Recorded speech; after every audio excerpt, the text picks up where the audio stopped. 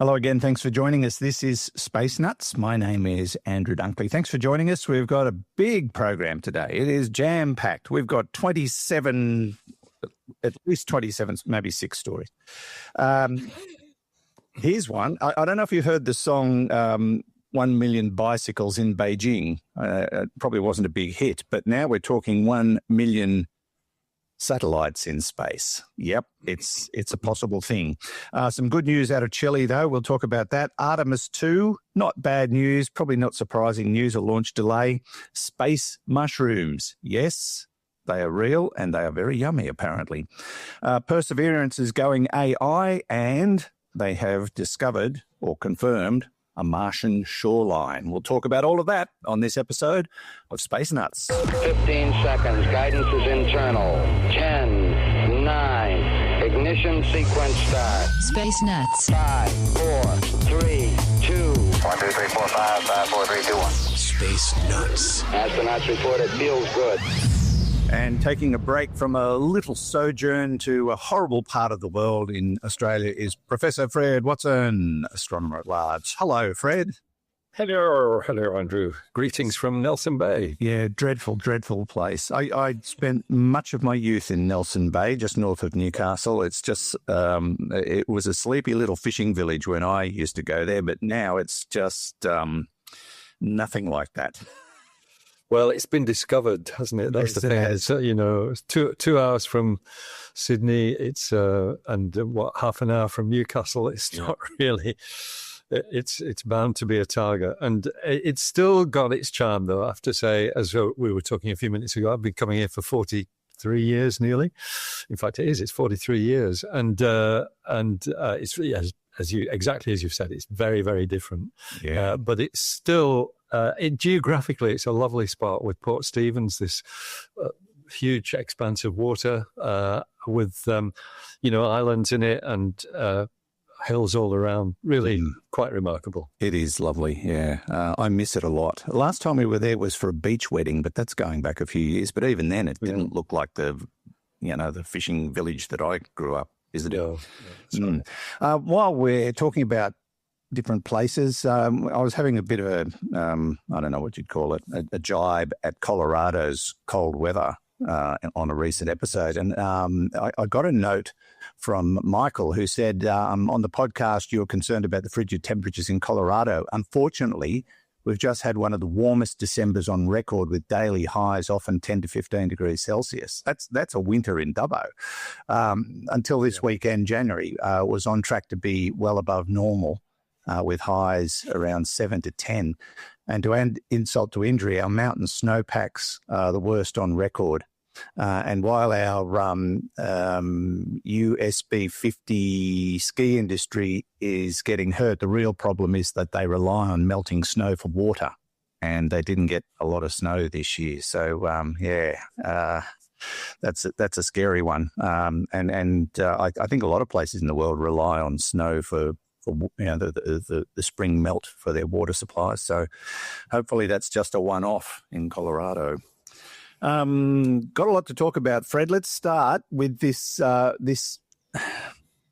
news that we received during the week. It's been highly publicized. Elon Musk, SpaceX, has put in an application to launch possibly 1 million satellites. 1 million. This is a completely different project to that of the internet service that he's been working on. This is another kettle of fish. It is. It's an orbiting data center. In fact, SpaceX has basically teamed up with another company, an AI company, and together there is this plan to launch not 300,000, 1 million satellites between 500 kilometers and 2,000 kilometers in altitude, and at probably quite interesting inclinations, not far from the equator, and also some which will be in polar orbits. What's the idea? Well, you basically harness the sun's energy using these spacecraft in order to power your data center, and you link them by lasers, essentially optical links, and so the whole thing then engages with Starlink to send the data up and down to the Earth. So it's a wild idea. It fills astronomers with horror because 1 million satellites in orbit is just going to completely pollute the sky. Absolutely. Especially when you have some of them at 2,000 kilometers, which means that they're visible for, in fact, at some latitudes, they'll be visible all night. So that's the latest shock horror. That is a filing that has gone, I think I'm right in saying, to the Federal Communications Commission.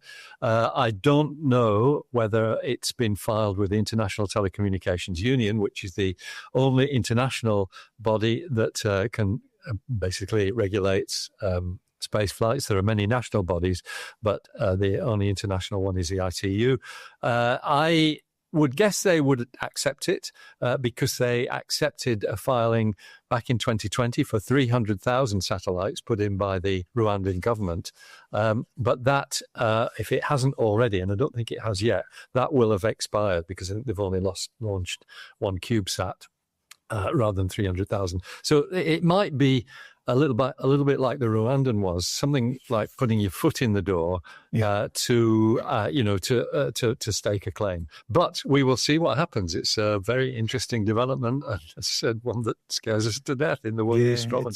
It's certainly a divisive issue, and it's not the first time, as you said. The year before last, there were complaints about the Starlink network and the blinding of telescopes. Astronomers got upset about that. Elon Musk has actually rejected those claims, and he'd probably reject these ones too. I mean, it has to be said, he hasn't really, of all the internet supply companies, of course, Starlink is the one that's most populous. They've got 9,000, a little bit more than 9,000 spacecraft in orbit. Yeah. And SpaceX has worked with the astronomical community to try and minimize their effect. Of all the companies, they've been the most forthcoming. Yeah. But it's hard to see how, when you put it up to 1 million satellites, how you can reconcile that with astronomy. No. And I might add, actually, as we speak, there is a meeting going on in Vienna, at which the issue of what we call dark and quiet skies, the idea of satellite constellations, that will be discussed this week. And then, okay, be interesting to see what comes out of that. We'll leave that one there, but I'm sure there'll be more about it going forward, maybe. Let's go over to Chile, because we talked about an energy project that was being touted for that part of the world, which was going to be very close to some of the most significant telescopes on Earth. The problem with this energy plant was it was going to be basically the size of a small city. So the lighting would have been a major issue, but that seems to have all been scrapped. Indeed, it has. So the problem was, you're quite right.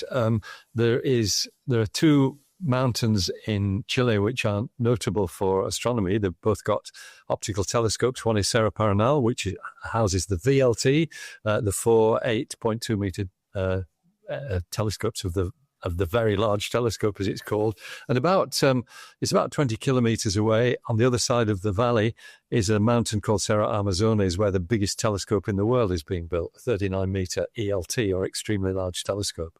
And in that valley, it's where an energy company, AES Andes, they had plans for a factory to use solar and wind energy to make green hydrogen. And exactly as you've said, it was city-sized. It filled astronomers with horror because it threatened to put light pollution into a region which so far has been completely dark, and which houses perhaps the world's most productive and efficient telescope. Certainly when the ELT comes along, there is nothing to touch it anywhere else in the world. It's going to be an extraordinary instrument. But it's been cancelled. The company has pulled out of the project, and I think they've taken note of the environmental damage it would do to astronomy. I think that's been the reason why they've done that. And so all credit to people who've used common sense to to progress things, they'll no doubt put it somewhere else where it might be less damaging, because it is it's an environmentally positive step. Green hydrogen's a great thing to have, but we don't want it there. No. But hopefully they will be able to put it somewhere else, because it does sound like a good project moving forward. But just not there, not in that place. Hats off to them for making that decision. It must have been difficult, because that's a $10 billion project. That's very big. Yeah, that's a lot of bickies. I suppose that's the ultimate NIMBY, isn't it? A NIMBY process. Not in my backyard. In my backyard. We've got a lot of NIMBY projects around here, I can tell you. Yes. Wind farms, solar farms, the inland rail. It's all causing a lot of people to get a bit NIMBY. This is Space Nuts with Andrew Dunkley and Professor Fred Watson. Houston, Tranquility Base here. The Eagle has landed. Space Nuts. Okay, Fred, speaking of the moon, let's move our attention to Artemis 2, that mission we talked about last week, which was getting ready for its wet rehearsal and a few other tests and a few checkovers. Mostly things went well, but they did find a hydrogen leak, and that set them back another month. It's a bit like Groundhog Day, isn't it, really? Because this is exactly what happened with Artemis 1. And in fact, at one point, I think they took the whole spacecraft back into the vehicle assembly building to try and fix the hydrogen leaks. So yes, the wet dress rehearsal was this past weekend, our time, as we are speaking today on the recording. And the hydrogen leak, as I understand it, it's the place where the pipe fits into the tank. It's like on your car. It's where you stick the fuel Bowser hose into your petrol tank. Except it's a little bit more complicated than that.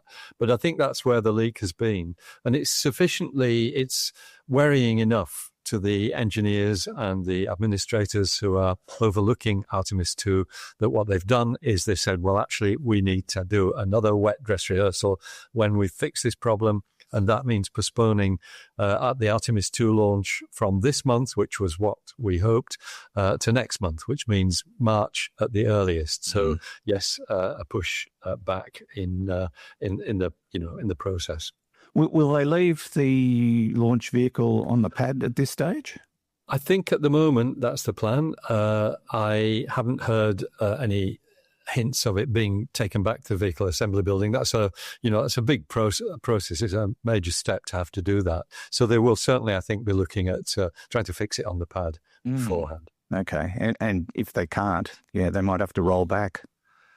Yeah, again. But it's all about safety. That's the most important thing. And yes, absolutely. Yeah, they want to get this right. So it's better to be a month late or even longer than have something go horribly wrong, which we've certainly witnessed in the past. And we talked about the anniversary of Columbia last week, and it's those things are still strong in people's minds. You've got to avoid that at all costs. So hopefully they'll find the problem. Maybe it's a poo valve that's just not. Yeah, it could be a poo valve. The real problem is hydrogen atoms are so small. Yeah, they're the smallest of all atoms, so they fit through any tiny crack. We had at one time. When I was working as an astronomer at Siding Spring Observatory, not far from you, one of our telescopes used photographic plates back in the day, and to sensitize them, we called it hypersensitizing, we actually had to bathe them in hydrogen for a period of something like 10 hours before they were used, and that increased their sensitivity by several orders, in fact. But the problem was keeping the hydrogen where you wanted it. It tends to leak. It's a very leaky gas because of the small size of the atoms. Yeah. Well, just look at the Hindenburg. Certainly leaked there. Yes, that's right. Yeah. Although, didn't they figure out many, many years later that it wasn't the hydrogen leaking that was the problem? It was the, what do they call it? The stuff in the fabric that caused the problem. Yeah, it wasn't actually the hydrogen that was the issue. It was the it was the static electricity in the fabric, but it was the lacquer. I think the lacquer. That was my yeah. That could be it. That was my understanding that it was static electricity. Yeah. Different story. But Artemis 2 still on the launch pad. Probably the schedule is March the 6th at this stage, but maybe that will change depending on how the next test goes, or the wet rehearsal, or whatever they do. They did want to try and do more than one. So, well, they got an opportunity now. They have to. Now, this story I find fascinating, and I think you've got a personal connection with some of the people involved in this, but they have basically grown mushrooms in space, and then they brought them back and had lunch. That's right. This is actually a friend of ours, Sarah Webb, who's down in Melbourne. She's an astrophysicist and a science communicator, which is how we worked with her in the past. But she runs a project to basically engage with the International Space Station on behalf of school students. And so this particular project was designed by Sarah and one of her colleagues, plus 12 high school students from Haileybury College in Melbourne, and a lot of help from professional mushroom growers.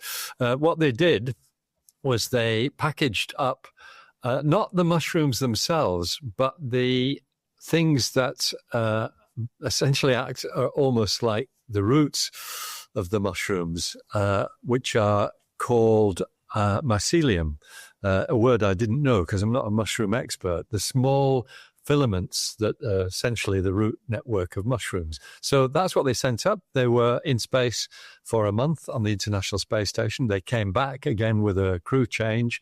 And so what the researchers did was to essentially take these mycelium filaments and plant them and turn them into mushrooms.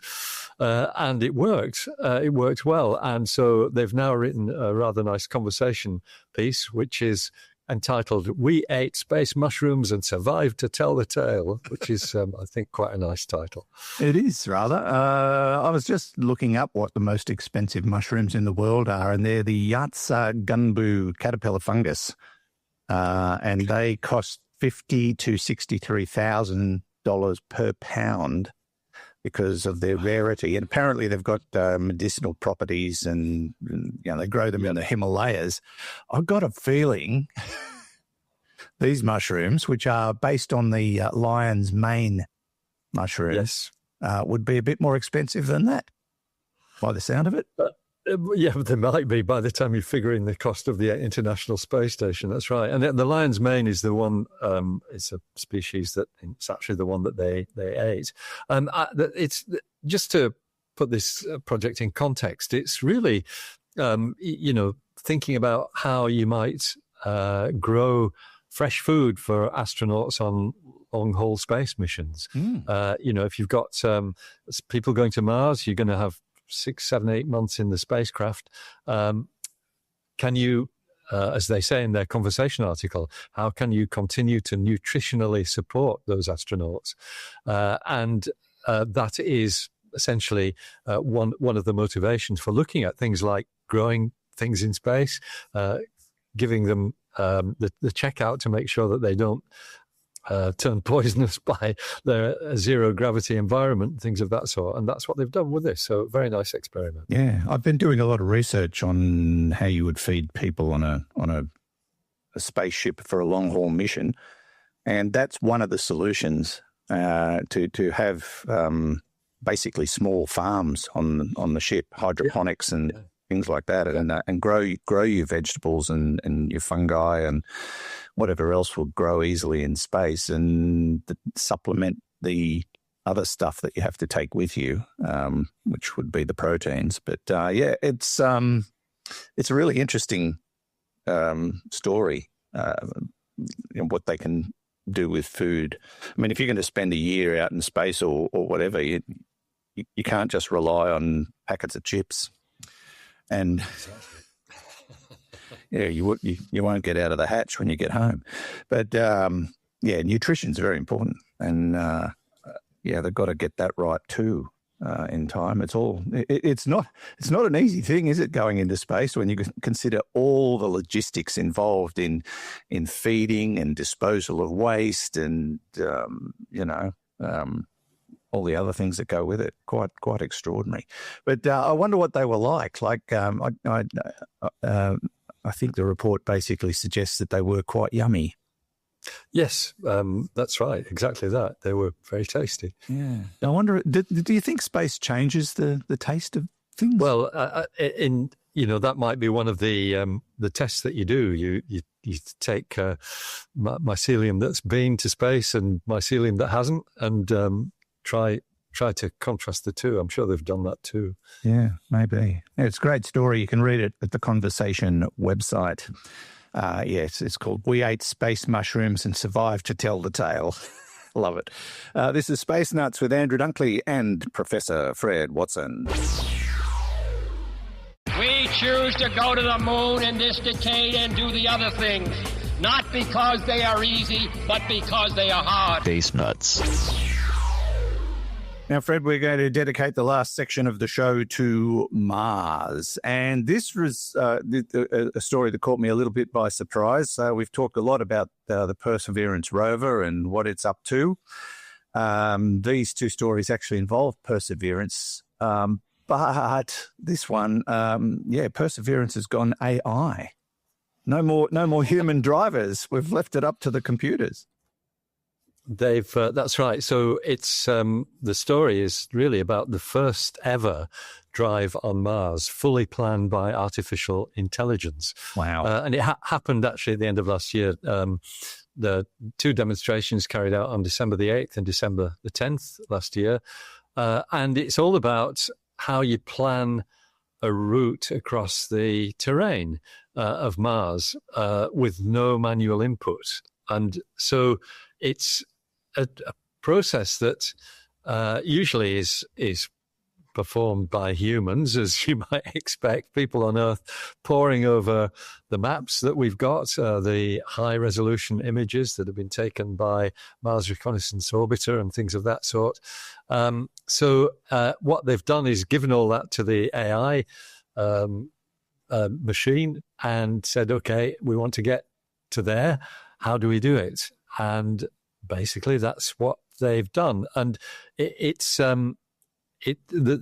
a very nice report on this on the space.com website that gives us a map showing the planned and the actual routes that were taken by the Perseverance rover, and it just goes to show how close the actual route was to the planned route, which means that they didn't encounter unexpected obstacles and things of that sort. Yeah, that's very unlike when I used to go in the car with my grandmother. I remember one day we turned into the highway and she was on the wrong side of the road. Oh, dear. But anyway, that's not a problem on Mars. No, there isn't a wrong side of the road on Mars. That's right. I suppose, getting off your beaten track is, but there isn't a beaten track. That's the other thing. So you're always on virgin territory when you're driving a spacecraft on Mars. I think it's a step forward because I think there's quite a lot of work goes in to the human planning of the routes to Mars. It's a labor-intensive process. In fact, I might read a little bit from that space.com article, which is really sums up the whole process. Because Mars is an average of 150 million miles or 225 million kilometers from Earth, communication delays make real-time control impossible. For decades, mission teams have instead planned daily routes by hand. Human drivers analyze the terrain and rover status data, then map out paths using waypoints, typically spaced no more than about 100 meters, 330 feet apart, to avoid hazards. And then these plans are sent to Mars via the Deep Space Network, where the rover executes them. So this is really, a step forward. If you can get AI to do all that, then the other mission scientists could go and do something else, like analyze what the sample gatherers are telling us about the terrain on Mars. Yeah, it's a big leap forward, really. And when you think about it, I mean, they've done it pretty tough trying to make decisions about where to go and how to do it. And if you have to make a direction change, the time factor is like 4 minutes up to 24 minutes to get the message to Perseverance. And then you've got to wait that time again for the message to come back saying, no, we hit a rock. That's right. Yes. So, yeah, exactly. So, that's why you've got to upload the instructions beforehand. And if AI can help with that, so much the better. Yeah, incredible. Yeah, I mean, you hear a lot of doom and gloom about AI from certain commentators. It's going to be the end of humanity. That's the extreme. But it's so useful. Like even in general day-to-day stuff, it is so very useful. I was trying to look something up the other day and I could not get the wording right in my browser for it to look up what I wanted. It doesn't happen often like that, but it was driving me nuts. So I just went to AI mode and went, I want to know this. And it went ding, ding, ding, done. It's pretty impressive stuff. Really impressive stuff. And we're only at the very dawning of it, aren't we, really? It's only in the early days. And it makes me wonder, Fred, what we can use in terms of AI as day-to-day people. What have they got going in secret, in the dark rooms of the military and places like that? Their AI systems must be amazing. Yeah, that's where it really starts worrying, when you let robots go off and kill people. Yeah, that'll happen one day. Yeah. I don't doubt it.